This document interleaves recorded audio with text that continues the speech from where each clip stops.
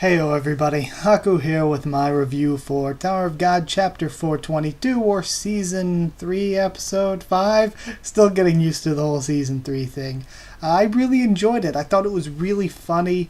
Not too much of consequence to talk about once again, but it legitimately surprised me with Vargarv's return. And in addition to that, it's been something that I've said ever since Season 3 came around, probably since Episode 2 of Season 3. The comedy has been really, really good. And I think adding that bit of levity when a lot of previous arcs have been more about giving us information and fights and haven't taken time to give us as much levity, I think adding in so much comedy has really made it feel fresh with this new season. But yeah, either way, let's talk about it from the beginning a bit.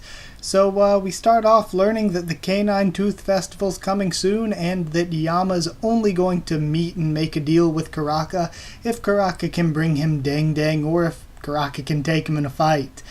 Yama's design, I'm starting to notice more. He looks a bit like Kirishima from Boku no Hero Academia, but in addition to that, he has dog ears. I didn't notice that last week. He has, or I don't even know if we could have noticed it last week, thinking back, but he has dog ears, and also his reflection in the water. It reminds me of one of the Floor of Death residents. They all had that sort of design. I guess you could argue kind of Thrissa-like, but I'd say just general Helljoe and his minions, it had that kind of look to it. So yeah, it had kind of a Floor of Death resident look. But yeah, his reflection, who knows what the hell is going on there, if it's part of the blood fusion that he has some sort of spirit or creature fused into him, or what the hell it could possibly be. Maybe it was just artistic liberty, though I doubt that's the case. That seems like the least likely case. Madarako relays that message to Karaka, and this is probably the best scene, or one of the best scenes, just this short one. Death Lady in her new outfit looks pretty slick. I like the way Death Lady looks. And we actually saw her last week, but I didn't know who she was.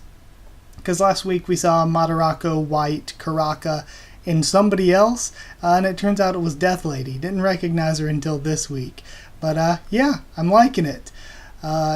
And yeah, the whole scene was funny. Karaka says he's gonna leave it to Viol. He's testing him.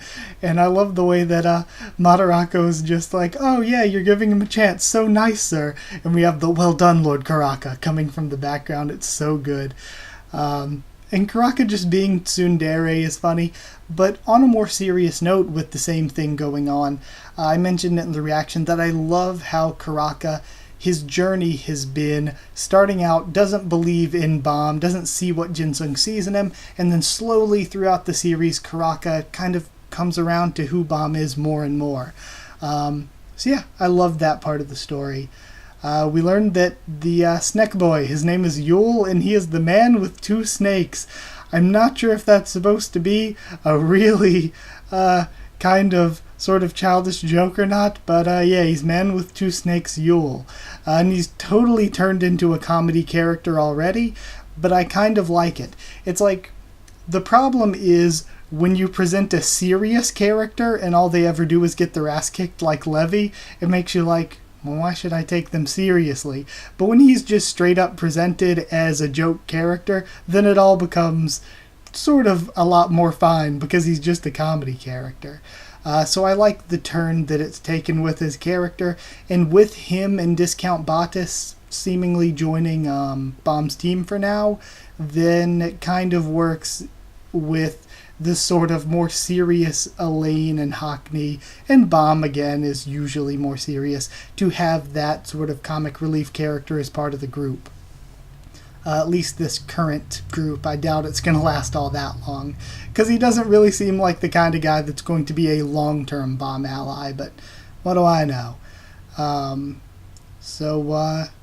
Yeah, they learn from, or we're told from a flashback that the captain is the one who knows about Jinsung, and as long as Yule and Kel can join the team for now, and travel with Bomb for now, eventually they'll get to him and tell him where he is. And basically those two can serve as Bomb's hostages to outweigh or to sort of balance the Yiwan Danhua being held hostage on the other side. But they know now that they need to break into the arena to get to Dang Dang, which is sort of ironic that Yama is like, I will meet with anyone who brings me Dang Dang, when in reality, his people have Dang Dang all along. Any of his men who wasn't a complete idiot could be like, that's the guy Yama's looking for, and get the hugest promotion of their damn lives. But, yeah, guess it is what it is. Yama's own men have him. We see, Yule brings up, oh yeah, just get me in there. I can take out their defenses. I'm a science guy. I'm good with machines. I'm a scout. So I like him. He's a comedy character. Who knows how useful he is or isn't. We get to see Lulu and Bangso again, reporting to the first B-rank regular I remember us seeing, Dutong. Lulu, her character is funny once again. All the stuff with Dutong was funny too, where he was acting like a dog. All of that was really good. And we see that Lulu is thinking of Bomb, once again, just leading me towards she's been built up slightly. She's probably going to end up on his team, because just about anyone who's slightly built up ends up on Bomb's team eventually. That's just the way the story works. So yeah, she's probably going to be one of the million allies of Bomb. He then just arrives by just driving the ship straight into the place. Uses Rainfall to take out the combat dogs like we saw earlier. We get the return of Ranmei and Varagarv. Bomb, one thing I love so much is getting to see Bomb actually have a personality, because it's felt like for a while now, other characters around Bomb will do the talking while Bomb just sits around, and if he does say anything, it's only like, ooh, I need to train, I need to get stronger, and we don't really get much from him outside of that unless we're going on a specific character development arc for him. So it's nice to actually just have Bomb have a normal personality these past 5 episodes, where he jokes around a little bit, he talks for himself, he doesn't talk like he has no idea what's going on, but he talks sort of like equally to people. Like, I like when he's like, Vargarv, what are you doing here? I don't know, it's just a single line, but normally either somebody else does the talking and Bomb doesn't, he just sort of stands there and glares at whoever the enemy is, or he'll say it surprised like, Varagarv, I never thought I'd see you again in my life. But, I don't know, it just feels like Bomb actually has a good personality now, and I thought he was hilarious, where Varagarv charges him and he's like, well, this is going to hurt a lot more than I expected, and then he just wakes up in the prison cell with his face all busted up. I thought it was so good, where, I don't know, just having Bomb actually be part of a funny gag here, which again, since Volume 1 hasn't really been something that's been done with Bomb a lot. Other characters have taken on the comic relief role, and we haven't got to see Bomb be funny. So again, I like that we're getting to see this potential realized a little bit. Yeah, from there, loving Bomb showing more personality. Varagarv hurts his hand punching Bomb's face, which shows both the strength of, I guess it just shows the strength of Bomb's ability to harden his body with Shinsu, given that the Blood Tamra should basically make Varagarv immune to physical hits. So, showing that it can do that, but even then, as Varagarv sort of mentioned / thought to himself, Bomb wasn't using his full power, and Varagarv wasn't using his full power either. Both of them were holding back.